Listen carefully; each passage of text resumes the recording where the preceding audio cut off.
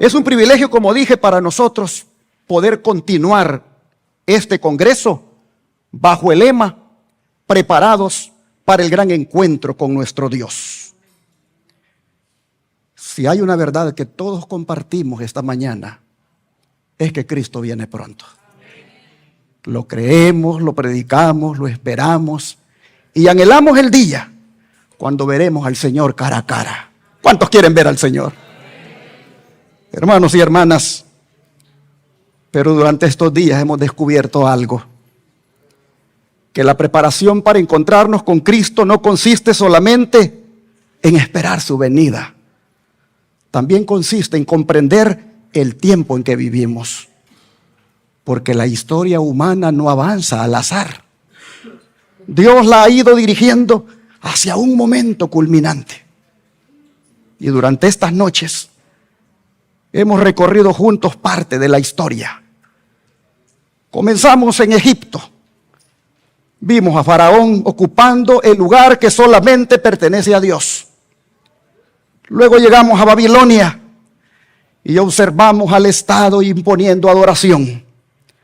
Luego fuimos a Roma y contemplamos a un imperio exigiendo lealtad espiritual. Y mientras hemos recorrido esta línea histórica, profética, hemos visto repetirse una y otra vez el mismo conflicto. La autoridad de Dios enfrentándose a la autoridad humana. La adoración verdadera enfrentándose a la adoración falsa.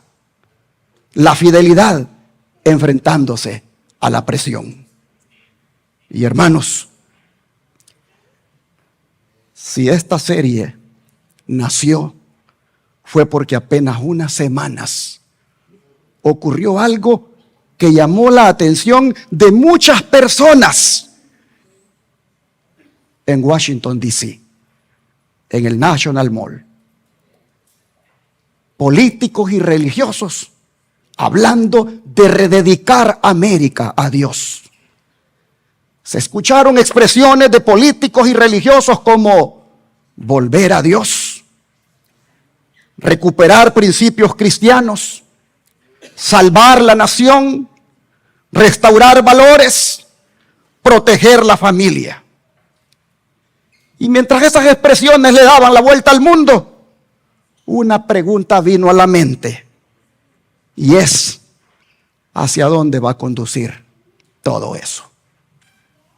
Porque la historia demuestra que cuando la religión comienza a influenciar profundamente el poder político, algo muy serio comienza a desarrollarse.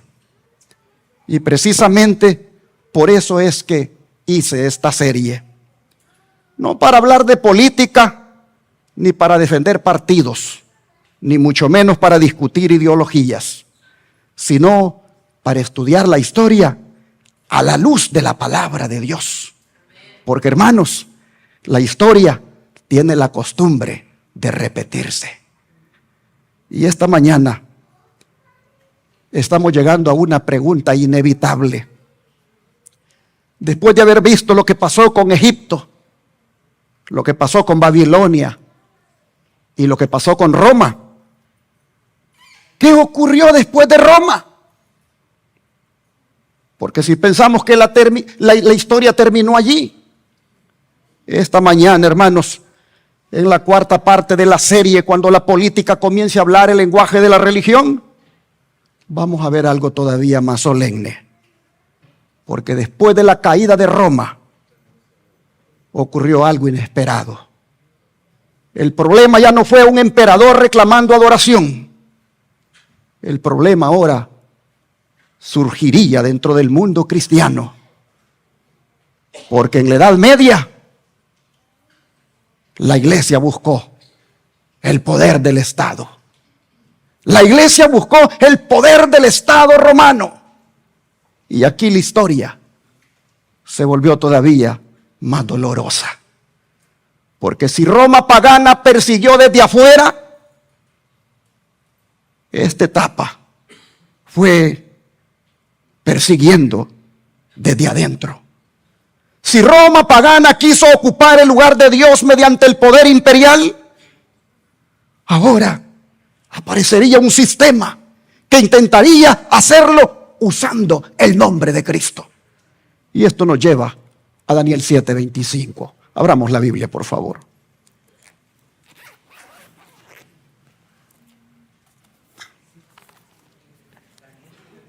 Daniel 7:25.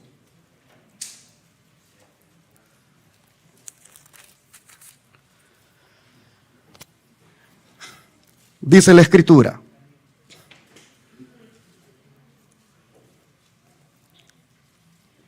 y hablará palabras contra el Altísimo, y a los santos del Altísimo quebrantará, y pensará en cambiar los tiempos y la ley, y serán entregados en su mano hasta tiempos y medio tiempo.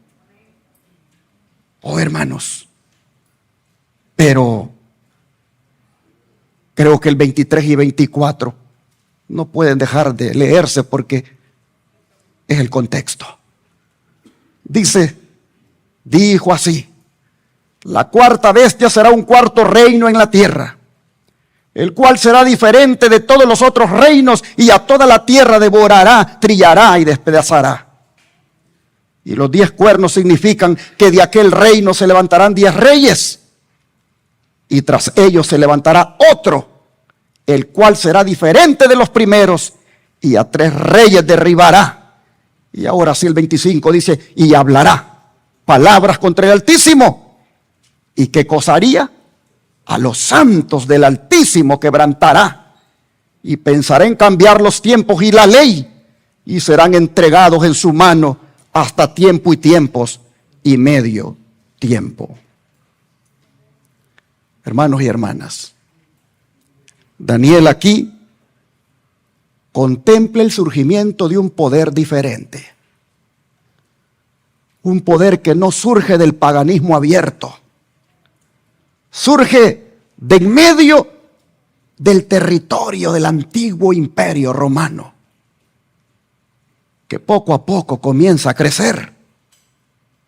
De manera, mis hermanos, que lo que ocurrió durante la Edad Media es una de las tragedias más profundas de la historia cristiana. Porque la iglesia comenzó a olvidar una verdad fundamental. Y es que fue llamada para depender del Espíritu Santo y no del poder humano. Lamentablemente, la iglesia se olvidó de eso. Se olvidó de depender del Espíritu Santo y comenzó a depender del poder político. La iglesia no fue llamada a eso. La iglesia fue llamada a transformar corazones. La iglesia fue llamada, hermanos, no a controlar conciencias. Fue llamada a predicar la verdad. La iglesia fue llamada no a imponer la fuerza. La iglesia fue llamada a que con el amor pueda llegar al corazón de las personas. Pero poco a poco algo comenzó a cambiar. Cuando la iglesia perdió poder espiritual, como ustedes ven en la imagen, comenzó a buscar el poder civil. Cuando perdió influencia moral la iglesia, buscó influencia política. Cuando dejó de confiar completamente en el Espíritu Santo, como he dicho, comenzó a apoyarse en el brazo del Estado. Y entonces ocurrió lo impensable. La cruz comenzó a caminar junto a la espada. El altar comenzó a caminar junto al trono. La religión comenzó a caminar junto al poder político. Y hermanos y hermanas, cuando esas dos cosas se unen, la historia demuestra que la libertad espiritual comienza a sufrir. Pero quiero que pensemos algo esta mañana. ¿Cómo es que ocurrió esto? ¿Cómo pasó la iglesia de los apóstoles a ser la iglesia medieval? ¿Cómo pasó la iglesia de Pentecostés a depender del poder político. ¿Cómo pasó una iglesia que conquistaba el mundo con la predicación del evangelio a buscar la protección de emperadores y reyes? ¿Cómo ocurrió eso? Eso, hermanos, no apareció de la noche a la mañana.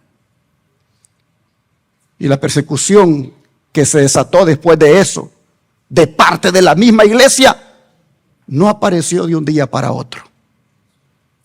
Fue una corrupción de la iglesia que se dio poco a poco.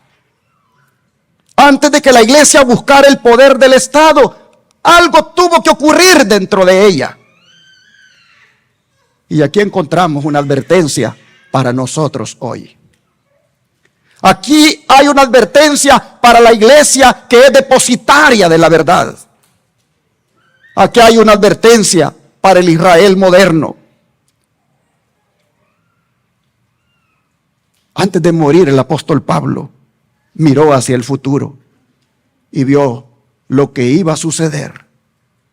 Cómo la iglesia apostólica se iba a convertir en iglesia medieval. Como la iglesia que recibió en el Pentecostés el Espíritu Santo se iba ahora a agarrar del brazo del Estado y no más del Espíritu Santo. Pablo lo vio anticipadamente. Mire lo que dice el libro de Hechos, capítulo 20.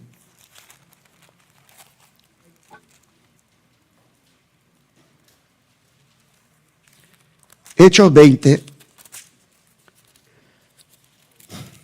Y vamos a leer los versículos 29 y 30.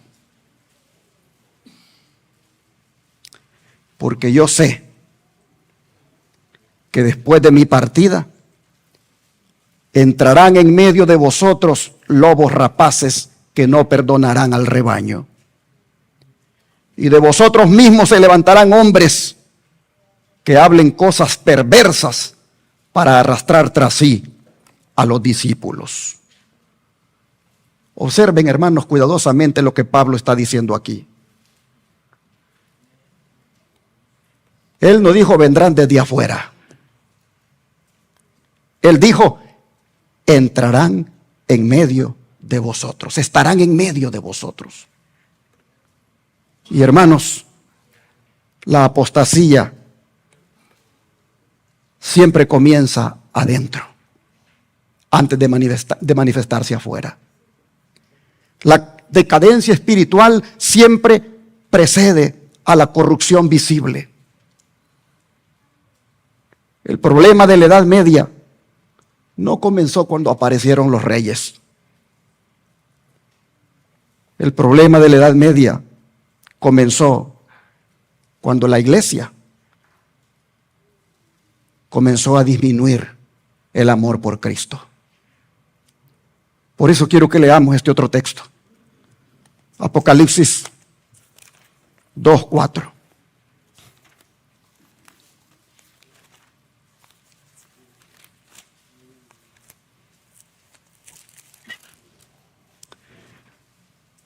El Señor dice aquí, pero tengo contra ti, ¿qué cosa, hermanos? Que has dejado tu primer amor. Qué declaración más solemne. Por favor, noten que Cristo no dice, el problema tuyo es que has dejado la organización. Cristo no dice, el problema que tengo contigo es que has dejado la organización. Cristo no dice eso. A Cristo eso no le interesa. Le interesan a los hombres, pero a Cristo eso no le interesa. Cristo no está diciendo, tengo algo contra ti, que has dejado la organización. No, ni tampoco dice, tengo algo contra ti, que has dejado la doctrina, aunque es importante tener la doctrina correcta. Lo que Él dice, lo que tengo contra ti es que has dejado, ¿qué cosa, hermanos? Tu primer amor. Eso es más grave que cualquier cosa. Hermanos y hermanas, ninguna apostasía comienza con persecución. toda apostasía comienza con el corazón. Cuando disminuye el amor por Cristo, comienza a disminuir también la dependencia del Espíritu Santo. Y cuando disminuye la dependencia del Espíritu Santo, el hombre comienza a buscar sustitutos. Y eso fue exactamente lo que comenzó a ocurrir con la iglesia en la Edad Media. Poco a poco la iglesia empezó a cambiar, no de golpe, gradualmente, silenciosamente. Por eso sería bueno revisar cómo andamos nosotros en nuestro amor por Cristo. Si es igual cuando comenzamos nuestro caminar con Él el día que nos bautizamos, o si por ahí nos hemos vuelto mediocres, por ahí nos hemos vuelto superficiales, por ahí ya no leemos la Biblia y ya casi no oramos. Sería bueno revisar cómo está nuestro amor por Cristo cuando se trata de servirle, cuando se trata de entregarle talentos, cuando se trata de dedicarle el tiempo, cuando se trata de que las facultades nuestras sean solo para Él. Sería bueno revisar cómo andamos como iglesia, cómo andamos como miembros en esto del primer amor. Porque la iglesia apostólica, la iglesia primitiva, llegó a convertirse en iglesia medieval porque por ahí se volvió una iglesia que nada más estaba ocupando un espacio aquí en la tierra y comenzó más a andar detrás del dinero que de lo más importante, que es la salvación de las personas. Si algo nos debe caracterizar como iglesias de sostén propio, si algo nos debe caracterizar como iglesias que operamos aparte de la organización, es que debemos de ser una iglesia que siempre ame a Cristo. Una iglesia que el primer amor no lo pierda. Una iglesia que siempre sirva al Señor por amor. Hermanos, Pablo vio siglos antes todo esto. Abramos 2 Timoteo 4, versículos 3 y 4.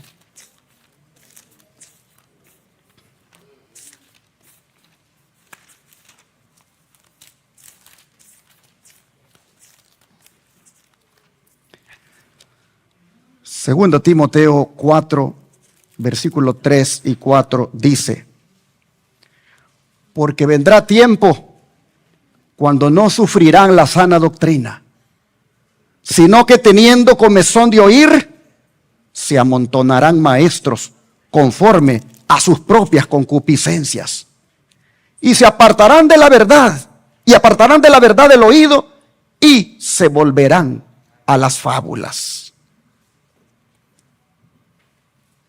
Y aquí pasamos a otro punto. Comenzó la iglesia a dejar el primer amor y ahora la iglesia deja la verdad y se vuelve a las fábulas, se vuelve a las tradiciones. Hermanos y hermanas, la tragedia de la iglesia en la Edad Media no comenzó cuando apareció la persecución. Comenzó cuando dejaron de amar profundamente la verdad. La verdad les comenzó a parecer incómoda. Por eso que a nosotros no nos debe incomodar la verdad. Hay hermanos que no les gusta oír la verdad. Hay hermanos que siempre quieren estar oyendo mensajes halagüeños. Mensajes que los hagan sentirse bien. Mensajes que les digan paz, paz, cuando ya tienen la guillotina encima. Hermanos, vivimos en tiempos donde debemos nosotros amar la verdad. Debemos amar la sana doctrina. Y aunque la verdad nos golpee con la palabra, recibámosla porque viene de Dios. Hermanos, La verdad le comenzó a parecer incómoda a la iglesia en la Edad Media. La sencillez del evangelio le comenzó a parecer insuficiente y le gustó más las tradiciones humanas. Se volvió a las tradiciones humanas. Comenzaron las tradiciones humanas a ocupar el lugar de las escrituras. Pero al mismo tiempo ocurrió algo más. La iglesia comenzó a recibir algo que nunca había tenido. Y era poder humano. Durante casi 3 siglos, la iglesia había vivido perseguida. Durante casi 3 siglos, la iglesia no había tenido privilegios. No había tenido influencia política. No había tenido apoyo imperial. Pero en el año 313 ocurrió algo que parecía extraordinario.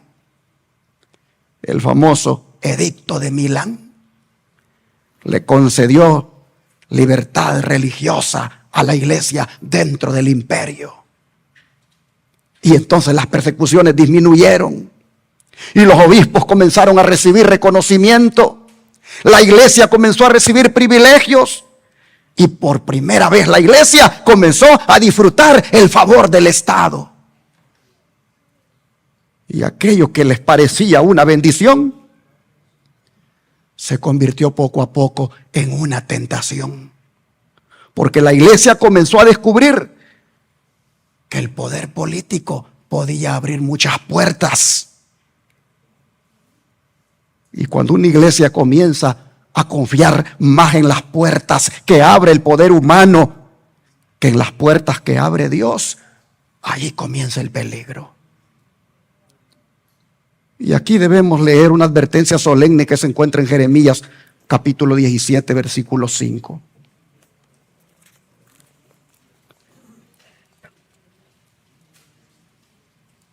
Jeremías 17, versículo 5. Dice, así ha dicho Jehová, maldito el varón que confía en el hombre y pone carne por su brazo y su corazón se aparta de Jehová. Hermanos y hermanas, la iglesia había sido llamada a confiar en Dios, pero comenzó a confiar en emperadores. La iglesia había sido llamada a depender del Espíritu Santo, pero comenzó a depender de privilegios imperiales. La iglesia había sido llamada a conquistar corazones, pero comenzó a interesarse por controlar estructuras. Y mientras esto ocurría, Daniel había visto siglos antes exactamente lo que iba a suceder. Terminaría hablando palabras ¿contra quién? Contra el Altísimo. Ahora Daniel 7 tiene sentido. Ahora comprendemos que Daniel no estaba describiendo simplemente un cambio político. Estaba describiendo una transformación espiritual que iba a ocurrir en la historia. Daniel estaba describiendo un sistema que surgiría utilizando autoridad religiosa y poder civil. Y hermanos, la historia confirma exactamente lo que Daniel vio. Porque la iglesia comenzó a acercarse al poder político. Y mientras se acercaba al poder político, se alejaba cada vez más de la sencillez del evangelio. Y tal vez tú digas, como que estoy oyendo que se repite lo mismo. Sí, es para que te lo lleves bien en tu mente, porque con eso te las vas a ver más adelante. La historia se va a repetir. Y si algo debe de llevar de este congreso, es que aquí viniste a prepararte para el gran encuentro con tu Dios. Pero antes tendrás que pasar por estas cosas. Hermanos y hermanas, la hermana Guay dice algo con respecto a lo que le pasó a la iglesia en la Edad Media y cómo sucedió. Se los pongo aquí. Dice que a fin de asegurarse honores y ganancias mundanas, la iglesia fue inducida a buscar el favor y el apoyo de los grandes de la tierra. Y habiendo rechazado de esa manera a Cristo, tuvo que someterse al representante de Satanás, el obispo de Roma. Esto es lo que hicieron los judíos en los tiempos de Cristo y lo que ha hecho la iglesia cada vez que se apartó de la gracia de Cristo. Al verse desprovista del poder del amor, buscó el brazo fuerte del Estado para imponer sus dogmas y ejecutar sus decretos. En esto estriba el secreto de todas las leyes religiosas que se hayan dictado y de toda persecución desde los tiempos de Abel hasta nuestros días. Hay 5 verdades de esta cita que quisiera desglosar en esta mañana. La primera, que cuando se buscan ventajas terrenales, se pierde la visión celestial. Pues dice que la iglesia, a fin de asegurarse honores y ganancias mundanales, es que buscó el brazo del Estado. Hermanos, la tragedia de la iglesia, según lo que acaba de decir la sierva del Señor, reitera lo que hemos dicho.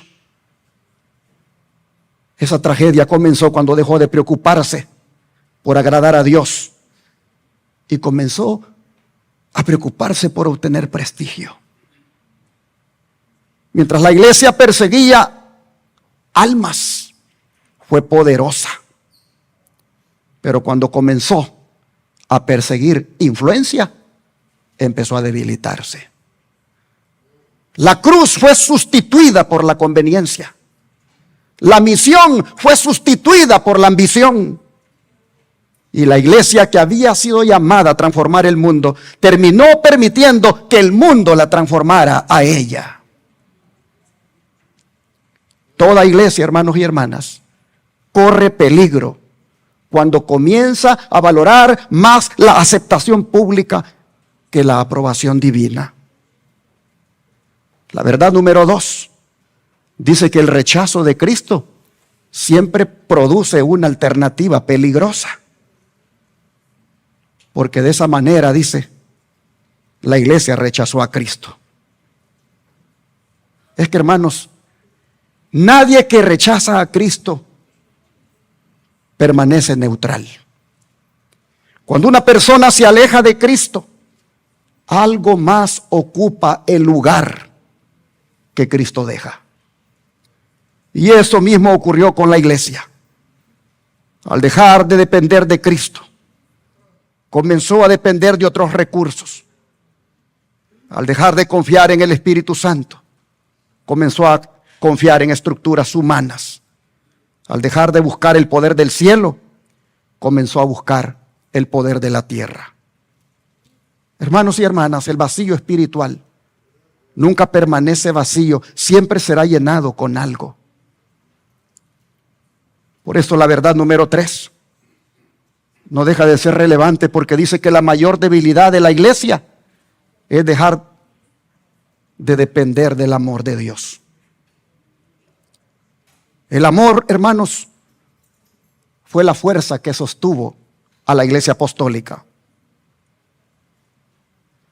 Lo que sostuvo a la iglesia apostólica no fueron las armas, no fueron los decretos, no fueron los emperadores. Lo que sostuvo a la iglesia cristiana fue el amor de Cristo. Y cuando ese amor comenzó a desaparecer, como ya dije, la iglesia buscó otros mecanismos para conservar la unidad y la influencia. Pero ninguna iglesia puede reemplazar la fuerza del amor. Ninguna autoridad humana puede producir la transformación que solamente el Espíritu Santo puede realizar. Cuando el amor desaparece, la coerción comienza a aparecer una solución. Y ahí empieza la tragedia. Por eso la verdad número 4 que nos da la cita es importante tomarla en cuenta.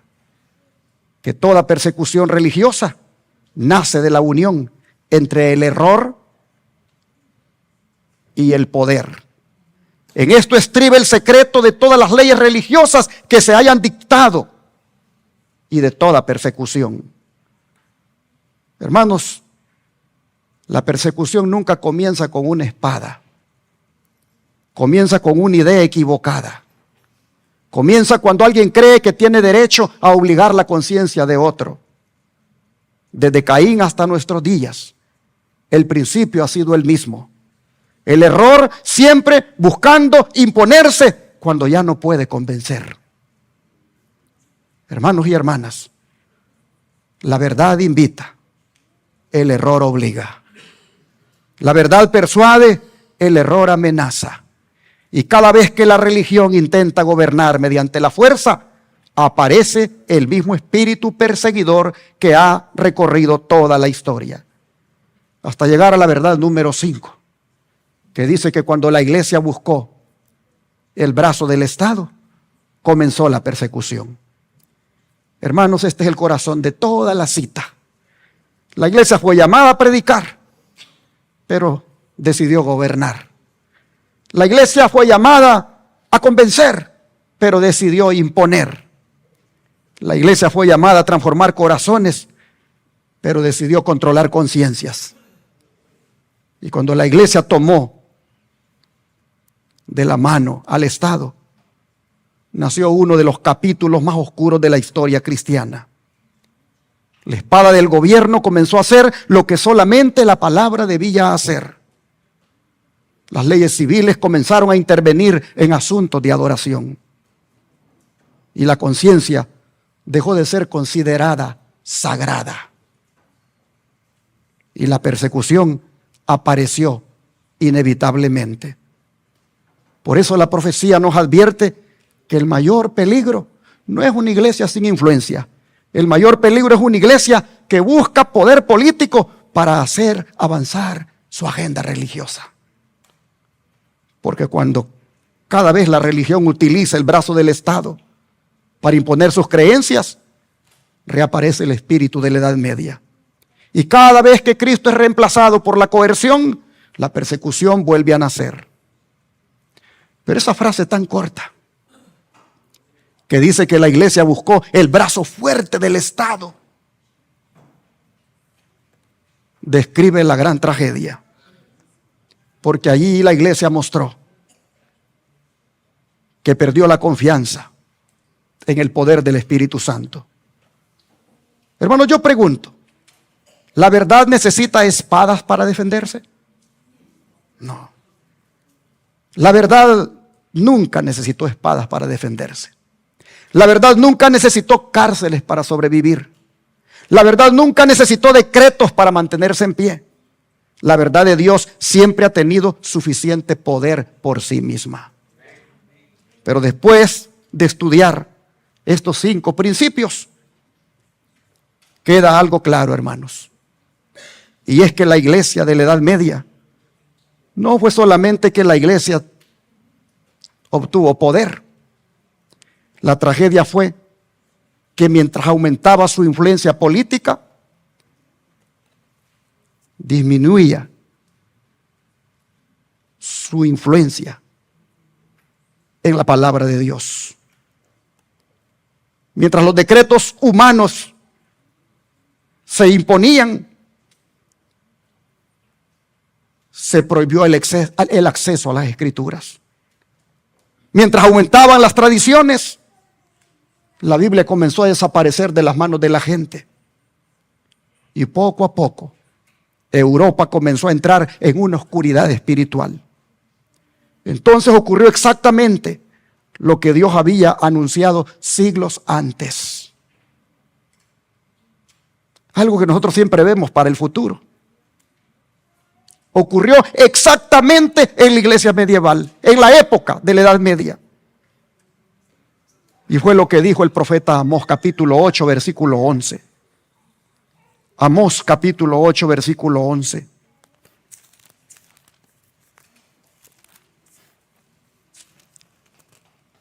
el profeta dijo: he aquí vienen días, dice Jehová el Señor, en los cuales enviaré hambre a la tierra, no hambre de pan ni sed de agua, sino de qué cosa, de oír la palabra de Jehová. Si existe una descripción bíblica de la Edad Media, es esta.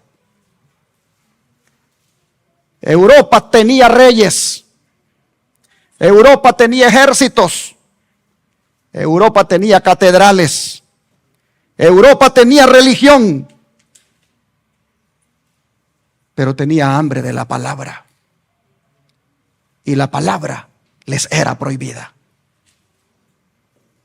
Había pan en las mesas, pero faltaba verdad en los corazones. Había ceremonias, pero faltaban las escrituras.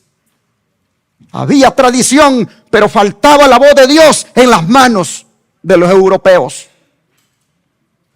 Y cuando la oscuridad parecía más profunda, cuando la Biblia parecía estar desapareciendo, cuando muchos pensaban que la verdad había sido derrotada, Dios levantó un pueblo escondido, a los valdenses y los albigenses, portadores de la luz en tiempos de oscuridad. Hermanos y hermanas, estos eran hombres y mujeres desconocidos para el mundo, pero conocidos por Dios. Personas que copiaban las escrituras a mano, personas que caminaban por las montañas llevando fragmentos de la palabra de Dios, personas que arriesgaban la vida para preservar la verdad. Porque, hermanos, Dios siempre ha tenido un remanente que preserva la verdad. La verdad puede ser perseguida, pero nunca destruida. La verdad puede ser escondida, pero nunca extinguida. La verdad puede ser atacada, pero jamás derrotada. Porque la verdad pertenece a Cristo. Pero los valdenses y los albigenses no fueron el final de la historia. Fueron el comienzo de algo más grande. Porque las semillas que ellos sembraron en las montañas, un día comenzaron a germinar en toda Europa. Pues Dios levantó hombres como Wycliffe, Juan Hus, Jerónimo, Martín Lutero. Y lo que comenzó escondido en los Alpes terminó estremeciendo imperios enteros. Porque Dios tenía un pueblo que preservó su palabra.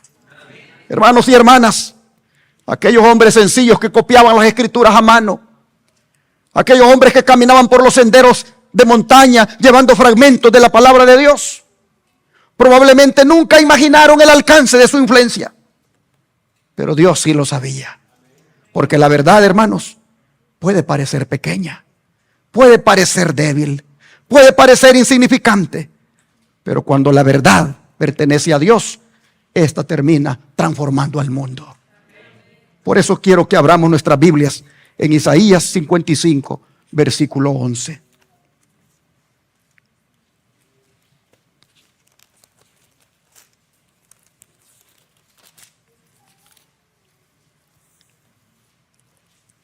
¿Hasta qué horas tengo en esta presentación? ¿11? Ok. Mire lo que dice Isaías 55, 11. Así será mi palabra que sale de mi boca.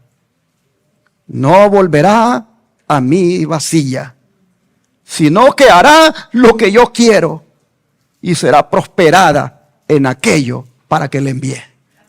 Gloria a Dios. Escuchen, hermanos, qué maravillosa promesa nos da el Señor aquí. Los hombres intentaron encadenar la Biblia, pero no pudieron encadenar la palabra de Dios, porque usted tiene una en su mano. Hermanos, los hombres en la Edad Media intentaron esconder la Biblia, pero no pudieron apagar la Biblia. Intentaron destruirla, pero no pudieron vencerla, porque Dios tenía a estos hombres desconocidos en las montañas, haciendo el trabajo de preservar las escrituras. Hermanos, Cuando Dios habla, su palabra siempre cumple su propósito. Mientras nosotros contemplamos la historia de los valdenses, mientras nosotros contemplamos la historia de los reformadores, mientras nosotros contemplamos la historia de los fieles que preservaron la verdad, hay algo que no se nos debe olvidar. Y es que la verdadera historia no trata principalmente de ellos. La verdadera historia trata de Cristo. Pues detrás de cada valdense estaba ¿quién? Estaba Cristo. Detrás de cada reformador estaba Cristo. Detrás de cada albigense estaba Cristo. Detrás de cada mártir estuvo Cristo. Detrás de cada página de la Biblia preservada estaba Cristo. Y aquí es donde debemos levantar los ojos de la historia, hermanos. Porque después de haber observado en estos 4 días imperios, después de haber observado persecuciones, después de haber observado apostasías, la figura extraordinaria sigue siendo Cristo Jesús. Porque como hemos visto en esta serie, mientras Faraón reclamaba autoridad, Cristo seguía siendo rey. Mientras Nabucodonosor levantaba su imagen, Cristo seguía siendo Señor. Mientras Roma perseguía a los creyentes, Cristo seguía edificando a su iglesia. Y mientras la Edad Media oscurecía la verdad, Cristo seguía preservando su palabra. Y esto nos lleva a una verdad profundamente consoladora. Y es que los imperios cambian, los gobiernos cambian, las ideologías cambian, las naciones cambian, pero Cristo sigue siendo rey y permanece para siempre. El libro de Hebreos dice lo siguiente. Hebreos 13:8.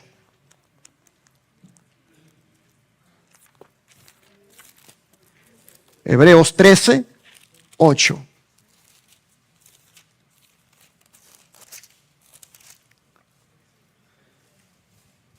Jesucristo, ¿qué cosa, hermanos?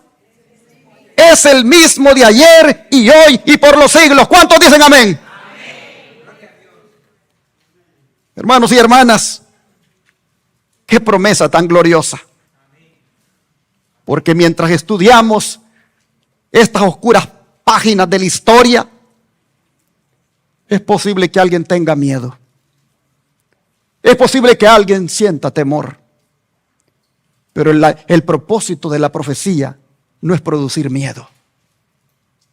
El propósito de la profecía es producir confianza. Porque cada vez que Satanás levantó un poder contra Dios, Cristo levantó un testimonio. Cada vez que apareció persecución, Cristo sostuvo a su pueblo. Cada vez que la verdad fue atacada, Cristo la preservó. Y si Cristo sostuvo a los hebreos en Babilonia, y si Cristo sostuvo a los mártires en Roma, si sostuvo a los valdenses durante la Edad Media, ¿cuántos creen que va a sostener a su pueblo hoy? Amén. Hermanos y hermanas, este mensaje no es solamente histórico. Este mensaje es espiritual. Porque la pregunta de esta mañana no es ¿qué hizo Roma? La pregunta no es ¿qué ocurrió en la Edad Media? La pregunta es ¿dónde está mi lealtad? ¿Quién gobierna mi conciencia? ¿Quién tiene autoridad suprema sobre mi vida? De manera que al llegar al final de mi presentación esta mañana, quiero que volvamos por un momento al título de esta serie. Cuando la política comience a hablar el lenguaje de la religión. Porque no está lejos el tiempo cuando nuevamente la iglesia y el Estado se van a unir. Tal como ocurrió durante los siglos de historia que hemos recorrido estos 4 días. Y al observar esto, podríamos pensar que hemos estado estudiando solamente acontecimientos antiguos. Pero no es así. Porque la historia no fue preservada en la Biblia solamente para informarnos. La historia fue preservada para prepararnos. Por eso el lema de nuestro Congreso ha sido, ¿qué cosa? Preparados para el gran encuentro con nuestro Dios. Y esa preparación no consiste solamente en conocer fechas. Esa preparación no consiste solamente en conocer profecías. No consiste solamente en poder explicar la historia. Consiste en algo mucho más profundo. Consiste en decidir hoy quién va a gobernar nuestra conciencia. Porque el verdadero conflicto de toda la historia siempre ha sido el mismo. Lo hemos visto en estas 4 presentaciones que les he compartido. El conflicto de toda la historia siempre ha sido el mismo. No ha sido Egipto, no ha sido Babilonia, no ha sido Roma, no ha sido la Edad Media. El verdadero conflicto siempre ha sido: ¿quién será el Señor de mi vida? ¿Cristo o cualquier otra autoridad que pretenda ocupar su lugar? Y esta mañana quiero llevarlos a una escena muy diferente. No a un palacio egipcio, no a una llanura de Babilonia, no a un coliseo romano. No los quiero llevar ahora a una catedral medieval. Quiero llevarlos al Calvario. Porque allí encontramos al único rey de nosotros los cristianos. Allí encontramos al único rey que tiene derecho sobre nuestra conciencia. Allí encontramos a Cristo. No exigiendo adoración por la fuerza. No imponiendo obediencia mediante decretos. Allí lo encontramos, en la cruz. No amenazando a quienes le rechazaban, sino muriendo por aquellos mismos que le estaban rechazando. Mientras los hombres gritaban: crucifícale, Cristo respondía: Padre, perdónalos. Mientras los hombres levantaban una cruz, Cristo levantaba la misericordia para la raza humana. Mientras los hombres mostraban odio, Cristo les mostraba amor en esa cruz. Y hermanos y hermanas, esa es la diferencia entre los reinos humanos y el reino de Cristo. Los reinos humanos intentan controlar desde afuera, pero Cristo controla desde adentro. Los reinos humanos usan la presión, pero Cristo usa el amor. Los reinos humanos buscan dominar la conciencia, pero Cristo busca salvar el corazón. Por eso esta mañana la pregunta no es: ¿entendí la historia? La pregunta es: ¿he entregado mi vida completamente a Cristo? Y cuando se me imponga una autoridad humana, elegiré la autoridad de Cristo. Cuando se me exija lealtad al sistema que va a unirse entre iglesia y Estado, elegiré ser leal solamente a Cristo. Hermanos, va a llegar un día cuando la historia va a terminar. Va a llegar un día cuando los imperios van a desaparecer. Va a llegar el día cuando los gobiernos van a caer. Va a llegar el día cuando las profecías se van a cumplir completamente. Y entonces solamente va a quedar una pregunta: ¿tengo una relación real con Jesús?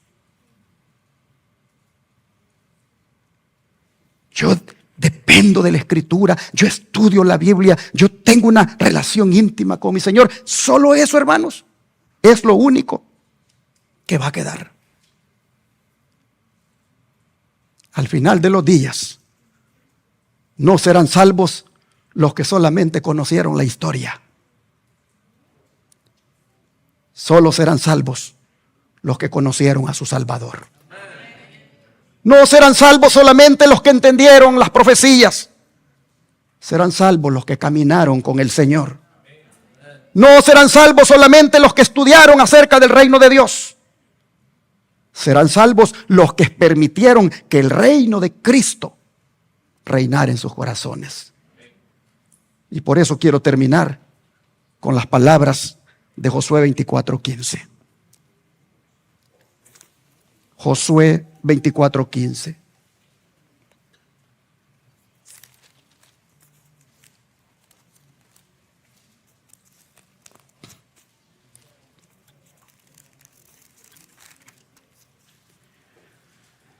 Y si mal os parece servir a Jehová, escogeos hoy a quién sirváis.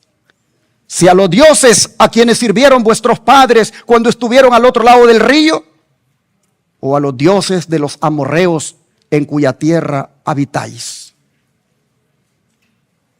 Pero yo y mi casa serviremos a Jehová. Yo quiero que observen la palabra, hermanos. Observen la palabra que dice aquí Josué. Escogeos, ¿cuándo, hermanos? Hoy. No mañana. No cuando llegue la crisis. No cuando la ley dominical se imponga. No cuando la prueba aparezca. No cuando la historia que hemos estado estudiando se vuelva a repetir. Escogeos, ¿cuándo dice Josué? Hoy. Porque toda gran decisión espiritual, hermanos, siempre comienza hoy. Y esta mañana quiero hacerles un llamado sencillo. No es un llamado solamente a entender la profecía. Es un llamado a que le entreguen su vida a Cristo. A lo mejor hay alguien aquí que necesita decirle al Señor: Señor, yo he permitido que muchas cosas ocupen el lugar que solamente te pertenece a ti. A lo mejor hay alguien aquí que reconoce que ha tenido un faraón dentro de sí, que no ha querido escuchar la voz de Dios. Es posible que esta mañana haya alguien que, reconociendo su condición, le quiere decir al Señor: Señor, yo quiero entregarte mi conciencia.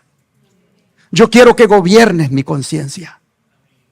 Es posible que esta mañana haya alguien que se ha alejado de Jesús, pero esta mañana le quiere decir: Jesús, yo quiero que tú seas el rey de mi vida.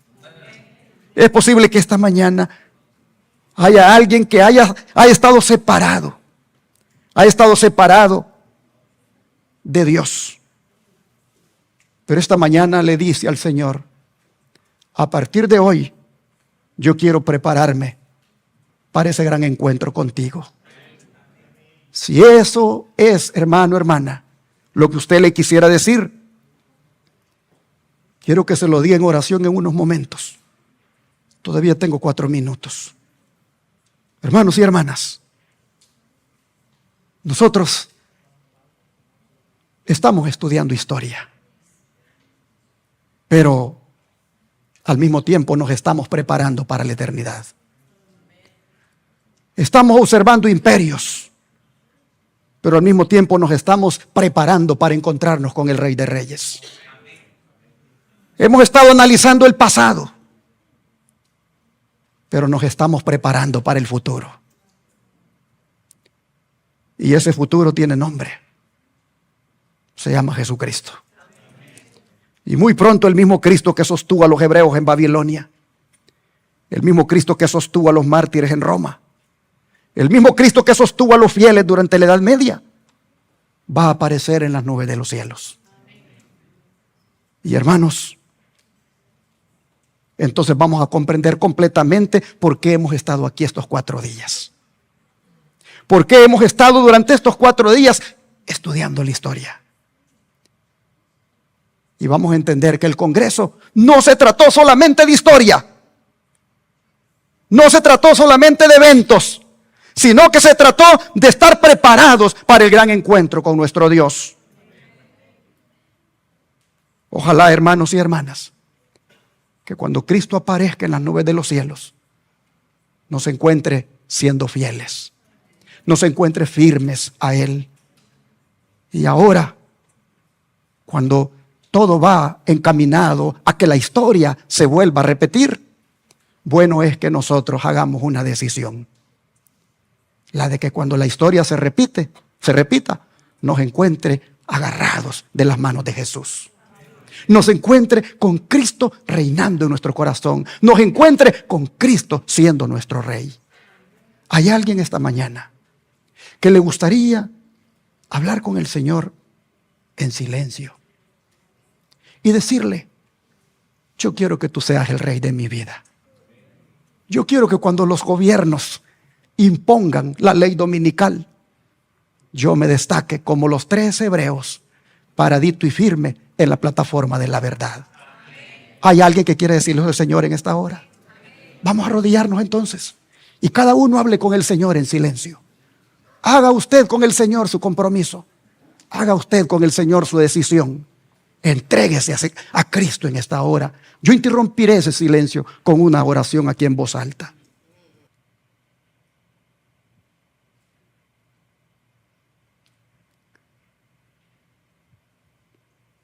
Padre Celestial, hoy decidimos ser fieles solamente a ti. Hoy decidimos ser súbditos de tu reino.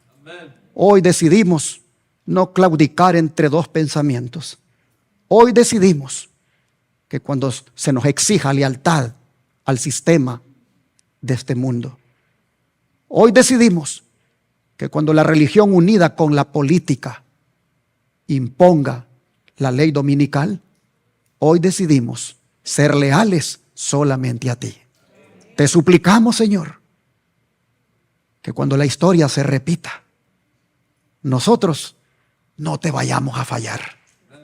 Que nuestra relación contigo sea tan íntima, tan profunda, tan estrecha, que cada día nos afirmemos más en tu verdad.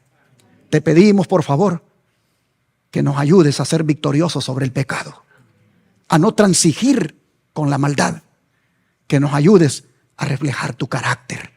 Señor, te rogamos que tu gracia sea con nosotros y tu gracia nos sostenga en los momentos difíciles, que nuestra confianza sea plenamente en ti, que nuestra lealtad sea solo para ti, que nuestra libertad de conciencia sea inviolable, porque esa es solo para ti.